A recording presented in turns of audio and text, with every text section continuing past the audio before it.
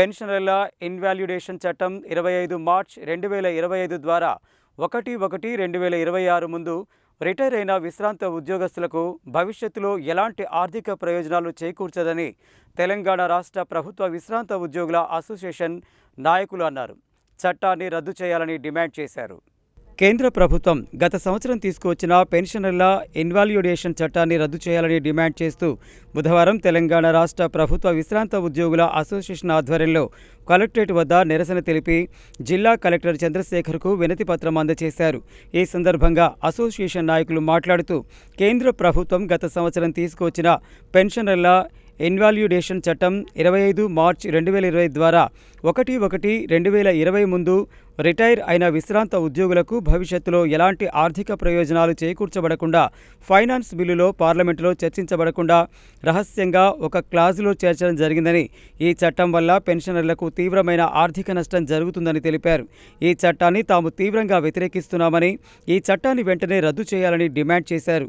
ఈ కార్యక్రమంలో అసోసియేషన్ రాష్ట్ర గౌరవాధ్యక్షుడు జి దామోదర్ రెడ్డి, ఉపాధ్యక్షులు కె యుగేందర్ రెడ్డి, జిల్లా అధ్యక్షులు జి వెంకట్రెడ్డి, సహాధ్యక్షులు బి మోహన్ రావు, గౌరవాధ్యక్షులు ఎన్ రంగయ్య, ప్రధాన కార్యదర్శి శ్రీశైలం, ఆర్థిక కార్యదర్శి సిహెచ్ యాదగిరి, ఉపాధ్యక్షులు ఆంజనేయులు, కృష్ణయ్య, హుస్సేన్, నారాయణ రెడ్డి, రఘునాథం, మోహన్ రెడ్డి, ప్రచార కార్యదర్శి M Shankar Reddy, state councillor Yadagiri, core committee chairman Ramalingam, mandal కార్యదర్శి వాసుదేవ్, పుల్లయ్య, కత్తుల శంకర్ తదితరులు పాల్గొన్నారు.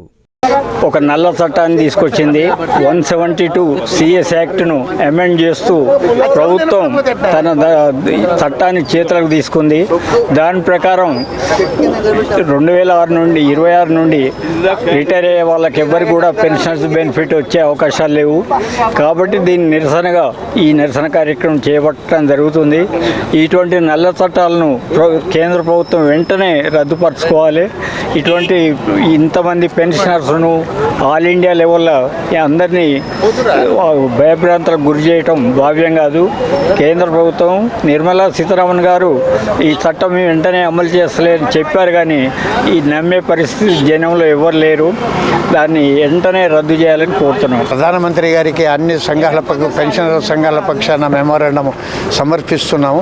మా ఆవేదన ఒకటి, జనవరి 26కు పూర్వం ఉన్నటువంటి వాళ్ళకి ఈ వచ్చేటువంటి ఏ విధమైనటువంటి పే 8వ పిఆర్సీ కానీ ఇతర కానీ ఏవి బెనిఫిట్స్ రాకుండా పోయిన సంవత్సరం 25 మార్చి నాడు పార్లమెంట్లో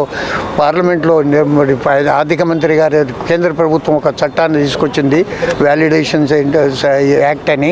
1972 నాటి ఆర్థిక ఫైనాన్షియల్ యాక్ట్కి మార్పు తీసుకొచ్చి వాళ్ళ చేతిలో వజ్రాయుధం మాదిరిగా పెట్టుకున్నారు.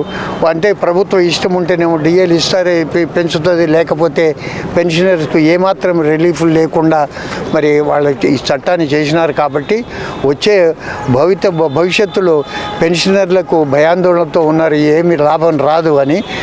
వెంటనే కేంద్ర ప్రభుత్వం ఈ ఆందోళన తొలగించడానికి దాదాపు 1 కోటి మంది పెన్షనర్ల యొక్క కుటుంబాల మీద ఇది ఎఫెక్ట్ పడుతుంది. కాబట్టి ఈ చట్టాన్ని మరి రద్దు చేయవలసిందిగా మరి నల్గొండ జిల్లా పెన్షనర్ల సంఘం పక్షాన నేను కోరుకుంటున్నాను. చట్టం కేంద్ర ప్రభుత్వం తీసుకున్నదో పాస్ చేసిందో అది రద్దు చేయాలి. ఎందుకంటే అది పెన్షనర్ల మనోభావాలని మరియు ఆర్థిక ఇబ్బందులకు గురి చేసే చట్టంగా ఉన్నది. కాబట్టి ఇక ముందు రిటైర్ అయిన వాళ్లకు ఒక మూల వేతనం అంటే బేసిక్ పే తప్ప వేరే ఏం లేకుండా ఒక చట్టాన్ని తీసుకొస్తున్నారు. అలాగే మరి 2026 యువతల రిటైర్ అయిన వాళ్లకు పూర్తిగా బేసిక్ పేలు కానీ, తర్వాత డిఏలు కానీ, తర్వాత పిఆర్సీ కానీ వాళ్ళకు వర్తిస్తట్టు చేస్తున్నారు.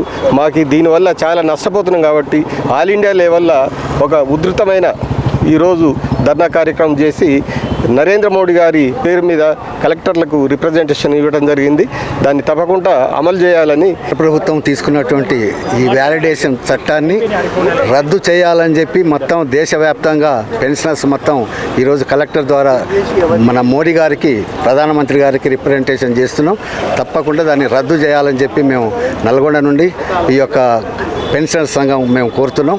ముందు రద్దు కాకపోతే ఇంకా సీరియస్గా మేము మరి మా సమ్మెను ఉధృతం కూడా చేస్తామని చెప్పి తెలియజేస్తాం.